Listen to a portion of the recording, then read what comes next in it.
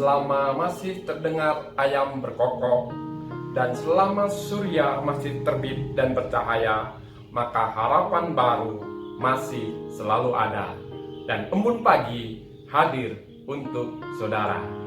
Hari ini kita akan merenungkan firman Tuhan dari 2 Korintus pasal 4 ayat 16, demikian bunyinya. Sebab itu kami tidak tawar hati, tetapi meskipun manusia batiniah kami semakin merosot, namun manusia batiniah kami diperbaharui dari hari ke hari. Pasti, apakah menyenangkan? Berbicara tentang perubahan itu, perubahan adalah salah satu dari 4 hal yang pasti dalam kehidupan manusia, yaitu waktu, perubahan, kematian, dan akhir zaman. Dalam konteks iman Kristen, yaitu kedatangan Kristus yang kedua kali. Tidak ada yang tetap dalam dunia ini.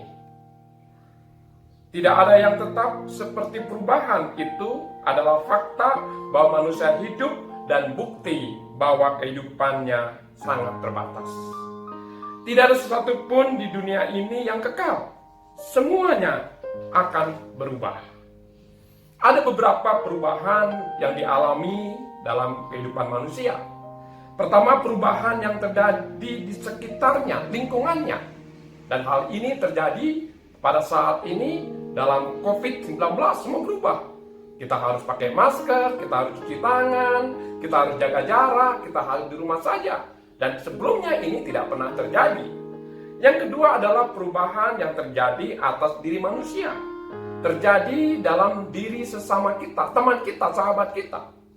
Perubahan lebih baik atau perubahan lebih buruk, baik fisik maupun ekonomi dan sosial. Dan yang ketiga adalah perubahan yang terjadi di dalam diri manusia, itu dalam diri kita. Dulu penglihatan kita masih baik, pendengaran kita masih baik, tenaga kita masih kuat, memori kita masih bagus. Sekarang kita sudah mengalami kemunduran dan kelemahan. Itulah sebuah perubahan. Bahkan dulu dia cantik, setelah mengalami pengobatan secara medis karena kanker payudara, rambutnya gundul, dan lain sebagainya. Itu perubahan fisik. Dan yang terakhir adalah perubahan yang dibuat oleh manusia. Banyak orang yang menjadi korban perubahan.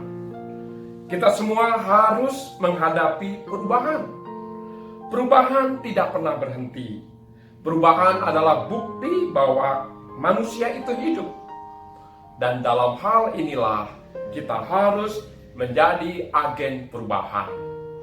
Membawa perubahan yang lebih baik untuk diri kita, untuk keluarga kita, juga untuk sesama, bahkan untuk lingkungan kita.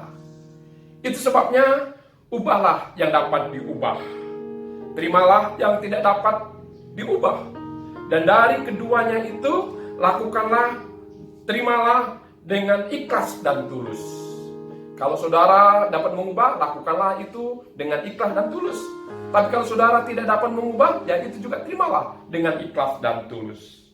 Memang dalam perubahan adalah mudah untuk kehilangan semangat dan akhirnya menyerah.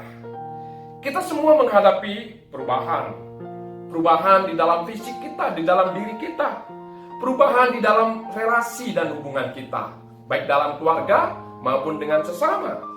Juga perubahan dalam pekerjaan kita, juga perubahan di dalam pelayanan kita. Kadangkala bukan perubahan yang lebih baik, tetapi perubahan yang lebih buruk yang terjadi, yang menyebabkan kita untuk berpikir menyerah. Sebaliknya, daripada kita berhenti ketika terjadi perubahan-perubahan yang lebih buruk, sehingga menimbulkan kesukaran-kesukaran dan penderitaan-penderitaan yang melelahkan diri kita, maka Paulus hari ini mengajak kepada kita. Dia katakan, marilah kita berkonsentrasi kepada kekuatan batin yang berasal daripada Roh Tuhan. Itu sebabnya Paulus di dalam Efesus 3 ayat 16 mengatakan, aku berdoa supaya ia, Kristus, menurut kekayaan dan kemuliaannya, menguatkan, meneguhkan kamu oleh Roh-Nya dalam batinmu. Ya, menguatkan, meneguhkan batinmu. Itu artinya mari kita mengembangkan kekuatan batin kita, kekuatan rohani kita dalam menghadapi perubahan-perubahan ini. Jadi, jangan biarkan kesukaran, keletihan, penderitaan, dan kritikan memaksa saudara untuk meninggalkan hubungan, relasi dalam keluarga, meninggalkan pekerjaan dan karya, juga meninggalkan pelayanan dan kesaksian. Tapi justru sebaliknya, perbaharuilah komitmen saudara untuk keluarga, untuk pekerjaan dan karya, pelayanan dan kesaksian saudara. Itu sebabnya, layanilah Tuhan dan layanilah sesama. Lebih-lebih lagi, perbaharuilah untuk melayani Tuhan. Jangan meninggalkan upah kekal saudara, karena beratnya kesukaran, penderitaan, dan kesesakan saat ini. Ya, kelemahan saudara memungkinkan kuasa kebangkitan Kristus untuk menguatkan saudara dari waktu ke waktu. Benar, selama masih ada ayam berkokok, dan selama surya masih terbit dan bercahaya, maka harapan baru masih selalu ada, dan embun pagi hadir untuk saudara. Selamat berkarya, Tuhan memberkati. Mari kita berdoa. Tuhan, terima kasih untuk setiap perubahan-perubahan yang terjadi, yang telah kami alami, bahkan yang akan kami alami. Kuatkan kami, kuatkan batin kami, kuatkan rohani kami, kuatkanlah hidup kami, agar kami dapat melakukan perubahan, juga menerima perubahan, dan melakukannya dengan tulus dan ikhlas, dan menjalani dengan setia. Demi Yesus Kristus. Amin.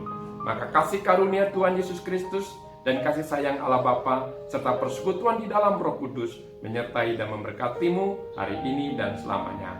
Amin.